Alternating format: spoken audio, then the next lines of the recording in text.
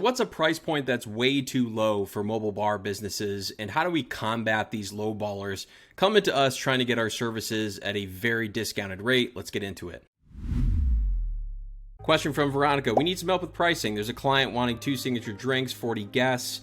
Does $550 sound like it's too high? We quoted her at $550 for 3 hours, but she was hoping to get something in the $200 to $300 range, but doesn't seem doable. Before we get into that, check out mobilebarhub.com, free resources for starting and running your mobile bar, and check out Welo.io for the all-in-one software for mobile bar owners. First things first is the price does seem very low, especially for us. Our minimum is like $17.50, but we are really targeting a lot of weddings. We don't work throughout the week. We are weekend warriors with our mobile bar, but the price is definitely very low. And for you, it really depends on the mobile bar, the stage of your business.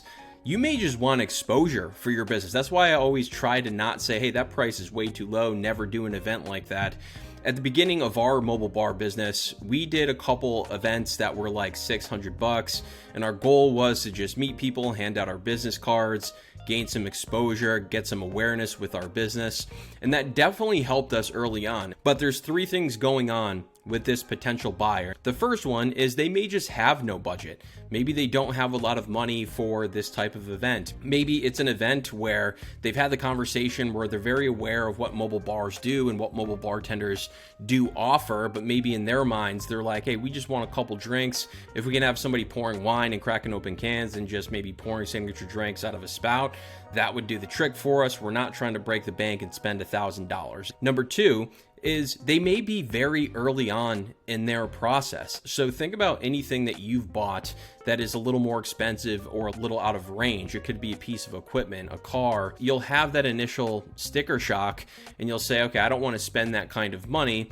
Then you'll go back, you'll start doing more research, and you'll look at the other equipment you may buy, and you'll see reviews like, I wasted $200 on this. So they may just be early on in that process of trying to understand what's out there, what this type of stuff costs. And these people very often come in disguise as people with no budget or people that don't want to spend that money. A lot of times they just are a few months away from understanding, okay, this mobile bar offers these services. We want to make sure we're getting somebody in a business that knows how to pour drinks. We're not going to have long lines, and they will see what you offer and they'll come into that price point. And number 3, they may not see the value of what your mobile bar offers. This goes hand in hand with being early on in the buyer's journey and in that process, but they may not understand what your value actually is. So they may be looking at freelance bartenders or maybe this teenager that they know that's working at a restaurant, but they may not see the value in what you offer with the project management, planning everything, the garnishes, how your drinks are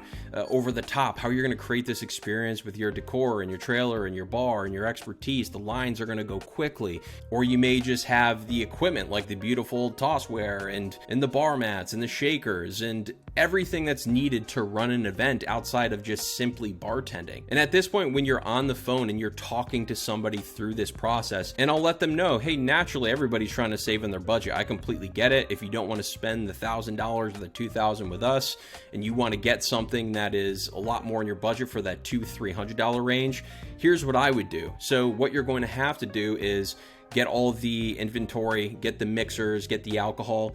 The best route forward is to keep this very simple for your event. So get 3 types of hard alcohol like tequila, vodka, whiskey, have 2 signature drinks, have 1 option for beer. Here's the equipment that you would need. Go on Amazon, get these couple shakers, get a couple bar mats, make sure you have the tables set up. You may need a tent for the rain. And essentially what I'm doing is I'm highlighting all the pain points of them taking that other route, of them going with a bartender that's just a freelancer and saying, hey, yeah, it may be cheaper, but not only will you have to do all these things, but the outcome may not be what you're looking for. Not only are you taking on the risk of maybe being long lines, but also the drinks not being up to par for what you expected. And at the end of the day, I always say be willing to walk away. If they don't see the value in what you're offering, it's just somebody who doesn't have the budget, somebody who doesn't see the value, and it's not a fit for right now. If you are willing to go down in price, especially in your first year of running your mobile bar, it's important to lay out your packages. And if you want to meet somewhere in the middle where you say, okay, we'll do this event for $450, It's key to take things away off your plate to say, okay, $450, but we're not going to bring this piece of equipment.